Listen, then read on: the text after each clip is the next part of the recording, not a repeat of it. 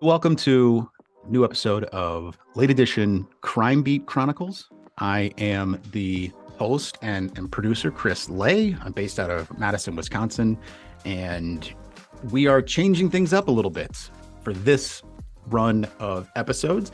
In the past, it's been articles being read and then me kind of introducing those a little bit, and now it's going to be more interviewing the folks who actually work at the publications and have the stories behind the stories of how these true crime articles ended up, coming out in the stories that just happened in the newsroom.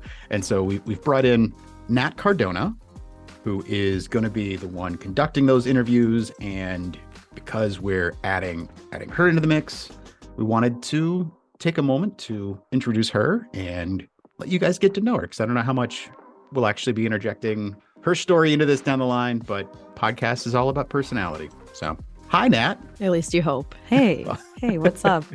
So you also, like myself, are based in Madison. Mm-hmm. Tell us a little bit about how you got your start at Lee and, your background in broadcasting. And so I started at Lee about 4 years ago. I think it was like October of 2018.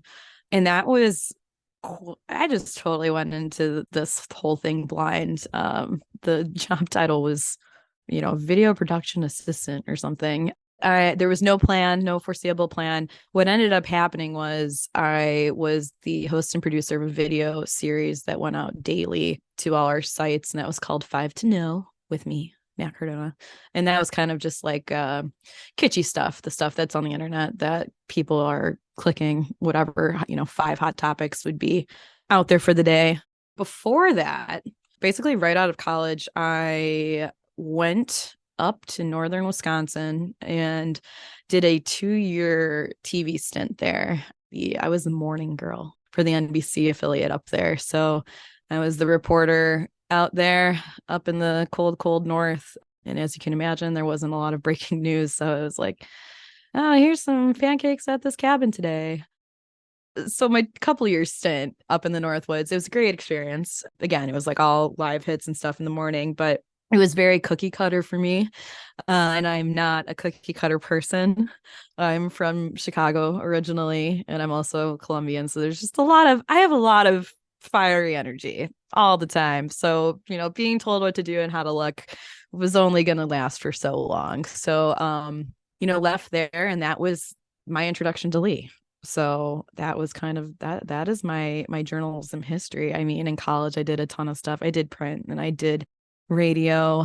So I've kind of done it all, but to the journey that's led me here, being on this podcast is definitely all unforeseen. Like I've really just I am happy with how the journey has gone, because it is not traditional what I've done. And I think a lot of journalists nowadays have followed in that manner, not because of me. I mean, I wish it was because of me, but just because of themselves and how the world has gone, and people have really laid their own trail as far as journalism goes. And that's, I still I'm sitting here right now. Like, I did not think I was going to be part of a podcast, but here I am. Happy to be here. Thanks for having me. Oh, you know what? I mean, we are excited to bring you on.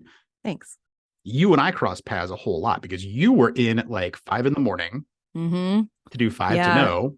I'm like a crazy person that way. I've always just been an early bird. Yeah. And then you'd be there soon thereafter. You were like person number 3 in the building every time.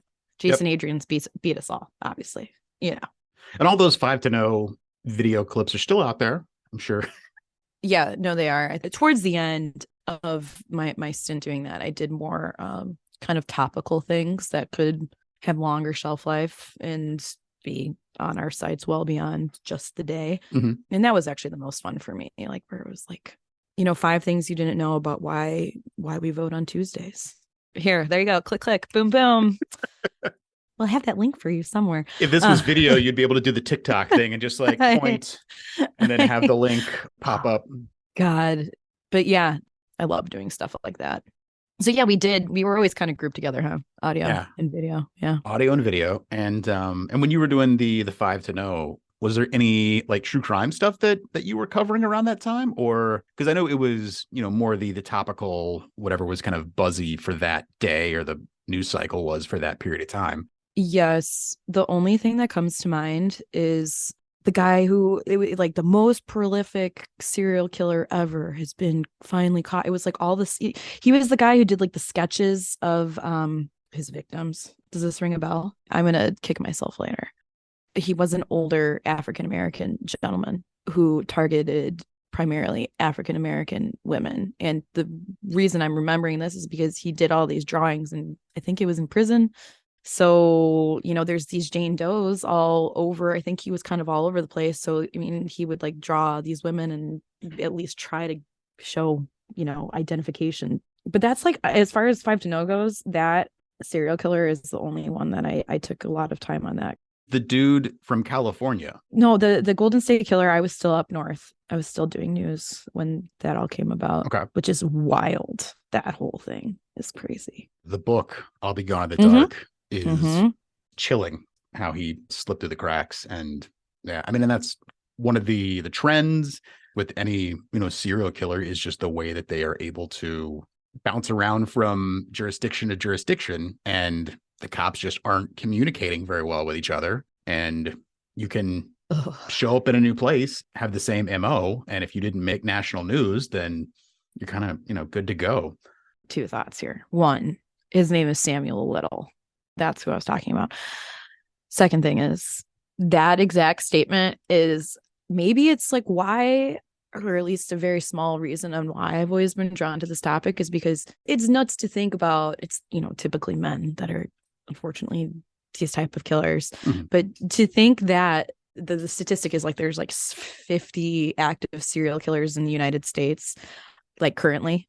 And to just think about that, and it's exactly what you said, like think about it. Like a guy could just kill somebody and move to 3 states over, and it's just going to be unsolved. And I think that's just always something that's really, it weighs on me. That's just insanity to me, how you can be in the, back of society and do these awful things. And that's like the pattern, especially back in the day, even 15, 20, 30 years ago, which is not that long ago.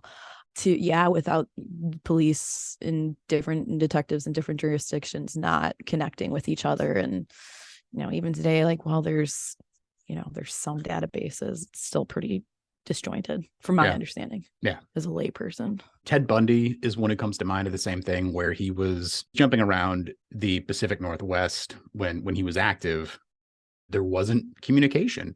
And there's also the aspect of preying on people on the fringes of society. So someone like Jeffrey Dahmer, he was preying on, gay men in Milwaukee.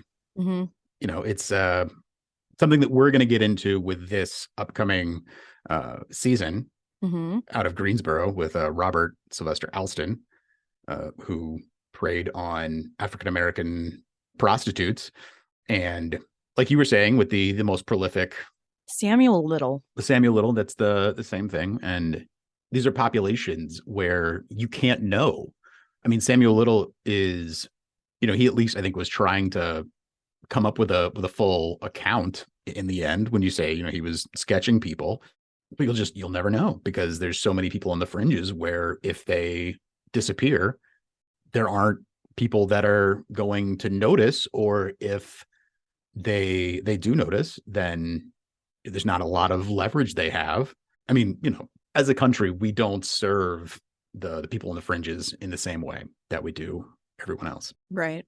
And it's like the sad nature of it too, is like sometimes when you are living on the fringes of society, it is a lifestyle that is very transient, vagabondish. You do not have an address that's going to be permanent, most likely. So you can get lost in the shuffle, and it's sad. Yeah. How it can all unfold.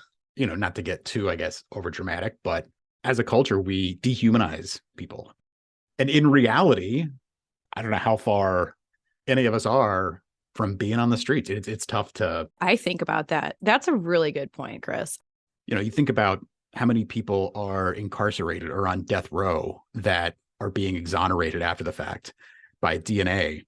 And that's another thing that we're going to end up touching on with this podcast coming up, because we've got, someone who was fingered for the crimes that Robert Sylvester Alston was committing, and, thrown in jail for no real evidence. And I don't want to say it destroyed his life, but it ruined the life that he had in Greensboro where he was at. And we'll definitely talk more about that. But it's the, we're all, Gosh. one day away from, potentially being in the wrong place at the wrong time or Mm-hmm. looking like, someone. And if you've got, a really bad lawyer, you know, if any of that kind of stuff was to happen to me, like, I mean, I'd probably be stuck with a public defender, and not that that's bad. There's a lot of really good public defenders out Sure. there, but Right. it also seems like a whole bunch of the Innocence Project cases that are going on are tied to attorney incompetence, I guess. There's a Yeah. lot of, Yeah. those things where it's, someone just didn't do the due diligence and is going up Yeah. against a much more aggressive prosecutor. Right. I mean, oh, God, so many of these cases.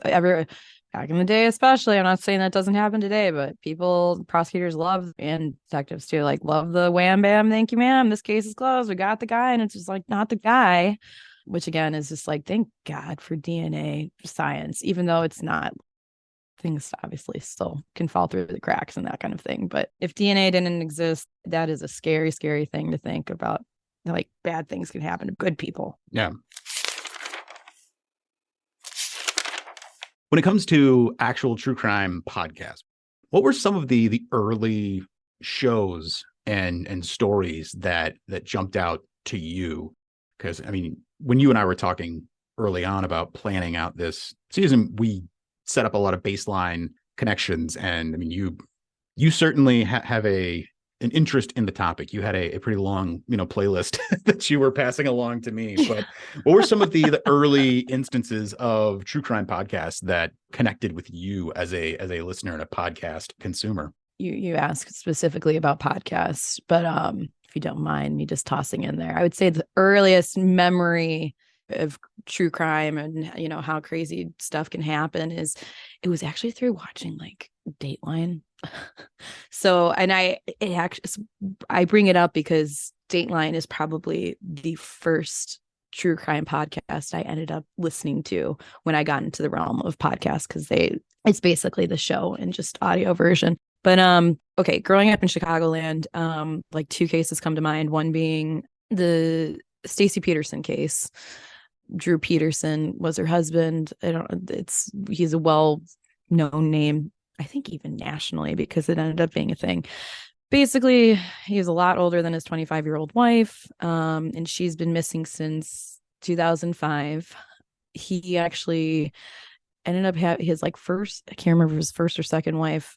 She died under mysterious circumstances, but because of Stacy going missing and further look into this guy, he has been charged with her murder and is now in jail. But it's something that's like haunted me. And I was, in 2005, I was what, 10, so it's something that stuck with me. Like, it's, how can people do this to people? And how can, I guess what's always bothered me about many cases is the question marks, not having physical evidence or not knowing why these people do things. And, which we'll find out in the future episodes with this Robert Alston case, is just like, he doesn't want to say why he did these things. And I know it's hard to, you never be able to justify like taking someone's life and taking them away from their family and stuff. But it's just like, what possesses a person to do these things? So that was kind of the first case that kind of prompted my intrigue for true crime. And then the other one being, it's from years before that. It's the Bradley sisters. They're two little girls. They were my age in 2000. I think they went missing in 2000, broad daylight. No one's ever seen them since. And I think I like watched that news story as a little kid and was like, oh my gosh, well, these little girls, where'd they go? And now they'd be my age, like knocking on 30's door, but we don't know where they are. Again, those question marks have always, just really baffled me and, kept my interest all these years. So once the podcast game, I'm trying to think, like, so I started my TV news career in 2016, like summer of 2016. And that was when I started going like really religiously listening to podcasts, because the whole thing was I'd be driving alone. Like I would, have to drive at 4 a.m. in the morning and, drive to an hour hour and a half away to get to my, live shot, whatever have you. So I was just always turning on these podcasts. And I mean, I don't know what the hell is wrong with me, but dark morning, I just love listening to some murder, man. I don't know what it is. So it's like people, my friends and my family are like, you really need to work on yourself with that. And I'm like, this is fine. I've always just been intrigued by the dark things that can happen because it's just it keeps my fear in check or something like that. I don't know. Yeah, first like set of podcasts, I would say it was definitely Dateline. That was just like shoo-in because my whole life I was just obsessed with the show. And then just like the classic answer, the My Favorite Murder. I mean, those are those two gals are the OGs of true crime podcasts for sure. And while there are surely others, they were the two that resonated with me. Mm-hmm. So I've been rocking out with that ever since. I mean, another early podcast that I was listening to back in the day or back then, I think this is more like 2017, is Crime Junkie. And those two gals are out of Indiana, so I always kind of liked their Midwest connection to us. They just kind of sound like me. I don't know, approach things in life like me. I'm like, okay, I could listen to these two women. In a case that's really, again, it's the question mark that I keep coming back to. It was a high school student who he went to school that day. He was missing. And then lo and behold, he was unfortunately found between those huge mats that you have in gym class in high school. And like, I don't think wrestling mats is the right word, but I don't know if they're like gymnastics mats, but he was found like stuck in between them and basically got crushed or suffocated to death. And there's a lot of mysterious things surrounding that. It seems like it wasn't an accident, things that have come out in the years since then. And this is the stuff that I listen to and keep listening to every day. And I think, and these are just like, that's just another example of a case that I kind of think about often because I'm like, well, what happened there? Like there's suggestion that, he was placed there, after the fact of something. And, the marks that were left on his body don't really correlate to the type of death that would happen by being smashed by mats. I mean, oh God, I could go on and on. As you can tell, I mean, like there was this question at my baby shower. It was like, what are Nat's favorite hobbies? And I'm like pregnant. So like the joke was everyone's like, well, she really likes drinking. And I'm like, yes, that's true. But my other hobby is, and I was like, well, now I just sound worse. Cause I was like, my other hobby is like true crime. And everyone's like, well, what does that mean? I've got like all 30 women looking at me. I'm like, well, I listen to a lot of podcasts and watch a lot of shows and read a lot of books. And I just like torturing myself with this stuff, I guess. I don't know. It's just maybe there's something about like just a cautionary tale of things that can happen and how, all you can do is look out for yourself. So I would suggest, yes, you should look out for the people around you. The Mysterious Death of Kendrick Johnson was the Crime Junkie episode. Thank and you. I'll include a link to that in our show notes or whatever. And yeah, anybody who's listening, we'll always have articles and all the relevant stuff that we talk about will be linked up in the show notes. So you can find everything out there. Please make all those clickety clacks. I remember when the first season of Serial started. Oh my goodness. Yes. Yeah. And that's one I use the first season of Serial as almost a marker of a new era of podcasting. Before then, it was like when Mark Maron started getting some traction, and then a few years after that was when Serial kicked off with the Adnan Syed story and Heyman Lee.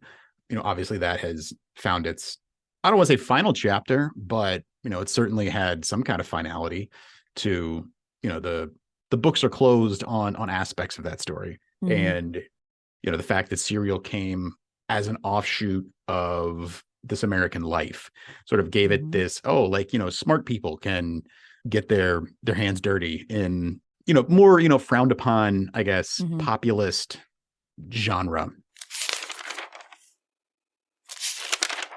Something that I think of constantly is like, why do people not just like set my yard on fire? Like, and which is, that's crazy. I know, but like, because you listen to all this stuff and it's like, I think about it, honestly, I think about it once a week. Like, why aren't people just going around just setting yards on fire? Like, because people are nuts and people do crazy stuff. Like, what's stopping them? It's just that's kind of thing. Exactly. Yeah. What's stopping somebody? You're standing at a bus stop.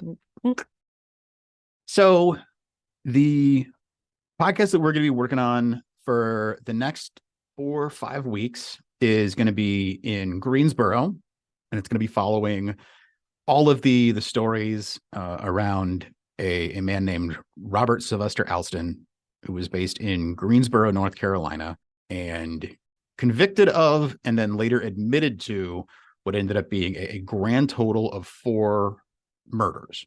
And like I was saying earlier, there's no telling, because I mean, there are a handful of other bodies that were found that sort of match his MO, but he would not confess to those crimes. And those are just the ones they found. So, but we're going to be talking with some of the journalists who covered the story when it was happening in the early 90s. We're going to be talking with some of the journalists who were revisiting those stories, 10, 15 years down the line. And we're going to hear about the victims and a lot of the, socio-political elements around their deaths, where the police either were effective or maybe less than effective, if there's any lasting effects there. And we'll be sharing a whole bunch of articles. I've got rounded up everything and printed out, and I think I've got like 80 pages of articles, single spaced, that we're going to be sharing a whole bunch of those, going all the way back to November of 91 was the first article with the headline, "Worse Than Death, Body Parts Identified, Victims' Family Told." I'm looking forward to hearing what it was like being in those newsrooms and interesting narratives to unspool here. We're going to be pushing this really strong in and around the handful of North Carolina newspapers as well. So if you're within the sound of my voice and if you lived in Greensboro in the early 90s, or know someone who did, or if you have any stories about that time and what it was like to hear about these bodies being discovered and everything around there, please, reach out. We'll have contact info in the show notes, and we want to hear your stories. We'll, get in touch if anybody has a good lead for us. Yeah, folks, episodes are going to be coming out every Monday. Again, this is late edition Crime Beat Chronicles. You can listen on any of your favorite platforms: Spotify, Apple Podcasts. Overcast is my personal preference of a podcast player, but it'll be on Google Podcasts. It'll be out and about. So, and don't forget to subscribe. Yeah, tell your friends. We got a whole bunch of episodes in the back catalog that you can check out as well. And we'll have all the info for us and for the stuff that we talk about, and all the links and whatever will be in the show notes. We're excited for this, and we're hoping that you stick around with us. We'll be back in this podcast feed every week, and we will see you here.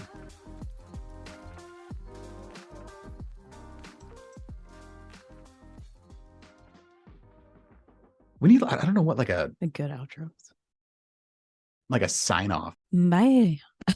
No. Spring is here. That means it's time to get out and get on the road in my all-new 2023 Honda CR-V Hybrid. You heard right. The Honda CR-V is available in a hybrid model. I'm pretty excited about this. I've been waiting for the right time to make the switch to a hybrid, and I'm so glad I did. Not only am I greener, I can take on any terrain with the available real-time all-wheel drive and sport mode. Make a move to one of the most electrifying Honda vehicles yet. Find your CR-V hybrid at your local Honda dealer today.